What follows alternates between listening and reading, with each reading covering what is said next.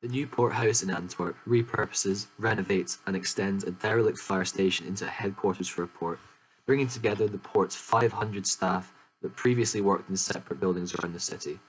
With 12 kilometres of docks, Antwerp is Europe's second largest shipping port, serving 15,000 sea trade ships and 60,000 inland barges each year. Antwerp handles 26% of Europe's container shipping, transporting more than 200 million tons of goods via ocean-going vessels that call at the port, providing direct employment for over 60,000 people, including 8,000 port workers. Indirectly, the Port of Antwerp ensures about 150,000 jobs and has ambitious targets for future expansion to meet the continent's growth and development over the next century. As the threshold between the city and its vast port, Mexico Island in Antwerp's Kattenjik dock on Quay 63 was selected as the site for the new head office. The waterside site also offers significant sustainable construction benefits, allowing materials and buildings components to be transported by water, an important requirement to meet the port's ecological targets. Development of the textile industry in the 13th and early 14th century brought the first period of growth to the port of Antwerp. When imports of English wool began to inspire local commercial efforts, merchants from Italy and Holland also came to the port of Antwerp to buy English wool. During this era of development, the port contained 3 docks and a shipping district grew alongside the riverbank. The port continued to expand over the years, with traffic from Africa, the Americas and Asia created a boom in intercontinental trade. In 2009, Zaha Hadid's architects were commissioned to build the port house. They aimed for future generations to be able to enjoy the prosperity and many jobs that the port creates too. This is why they were aiming to build Europe's most sustainable port, with economic, social and ecological interests. They are building the home of the port to lever for a sustainable future. As a new project to be built on the top of the old building, the port house has more than a new creature to be meaningful in the long term. I will start with the 3 points: design, tectonic, and material, to analyze how the new project responds to the existing building.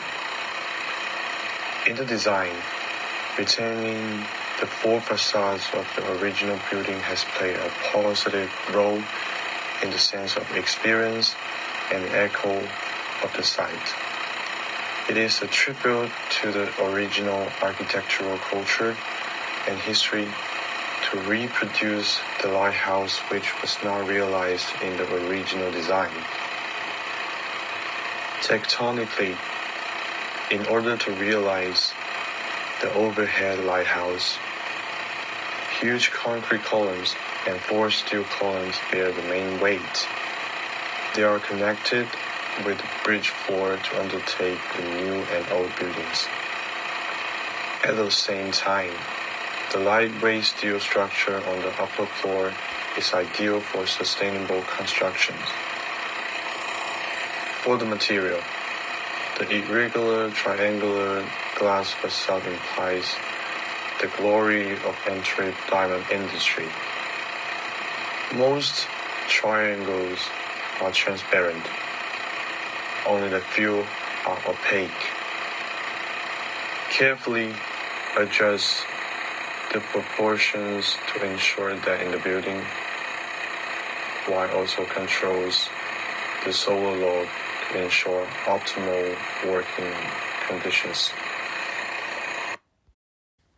While most of the triangular facades are transparent, some are opaque. This collaborated mix ensures the sufficient sunlight within the building, while also controlling the solar load to guarantee optimal working conditions. The building consists of a high-efficiency facade that helped it to achieve the BREEAM Very Good in 2013, as well as the daylight is maximised through the angles of the triangular windows for providing multifunctional glazing options. There are 3 different products used. One was to increase the level of solar gain and contribute to high level of light transmission. The other is for attractive appearance, high level of light transmission and optical qualities. And thirdly, not only being used as a solar control glazing, but also using anti-layer enamel in spandrel panels gives a uniform appearance between the vision and non-vision areas. The diagram below shows the light transmission and energy transmission through the panels themselves. Sustainability was a pivotal aspect in this project. In order to achieve high standards of energy-efficient design, the client was in need of custom-made lighting solutions that fulfilled the demands and expectations perfectly. All the projects needed to fit exactly into the foreseen openings in the ceiling. To meet this requirement, extremely detailed lighting plans and calculations had to be made, which ultimately led to the creation of the unique and efficient light profile. In terms of the building's heating, a ground source heat pump with a borehole energy system pumps water to the depth of 80 metres below and goes to 100 locations around the building, providing heating and cooling. This heats the building in the winter and cools it in the summer. The existing building used chilled beams to cool down, and the new extension uses chilled ceilings. The building also consists of 25 electric car charging stations and 190 bicycle spaces with water-saving lavatories. Overall, it achieved a BREEAM Very Good. Hadid stated that her architectural designs were not intended as a personal stamp on the world or as an act of self-indulgence. Rather, addressing the 21st century's challenges and opportunities is the cornerstone to Zaha Hadid's style and creations. Her work is well known for the use of geometric shapes to create dynamic fluid structures. Zaha Hadid took industrial materials such as concrete and glass and bent them into the forms that subtly recall natural shapes. By deconstructing these forms, she was able to present cutting-edge work that evokes human emotion. This can be seen as you travel from the old to new within Port House, going from a historical classical building leading up to almost futuristic spaceship of design. Zaha Hadid once said her designs must contribute to society's progress and unlimitedly to our individual and collective well-being, which was achieved within Port House as it has created an experience within the modern-day working situation, creating a communicative capacity of built environment, with the contemporary working conditions such as open, flexible spaces where teams can gather and discuss, altogether combining architecture with technology. For question 5, I decided to focus on Bremer Landesbank and its comparison with the Port House. Bremer Landesbank is a building complex located in Bremen that was doubled in size by an ambitious extension project completed in 2017. Despite numerous similarities with the Port House, as both are responsible for juggling multiple functions in synchronization, the organization of these functions within the new construction and old construction is noticeably different. For example, the Port House has decided to renovate upwards instead of situating the extension next to the existing building, like in Bremen. The only similarities in layout in both buildings is the decision to renovate their courtyards, as well as the choice to add parking underground to increase the amount of space available for more important functions. Both buildings approach their facade and choice of materials from a different perspectives.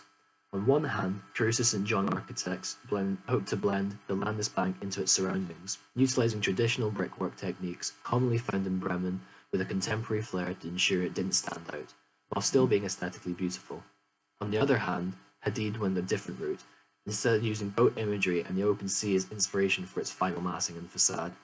Choosing to imitate the function of the Port House through boat imagery is inspired, and the decision to use reflective blue glass for the main extension of the building allows it to stand out and blend it at the same time.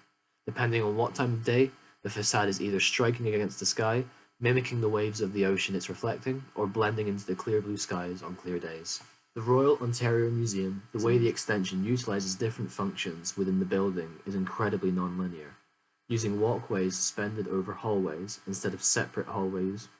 The building feels like all galleries and functions overlap, creating a seamless transition from space to space.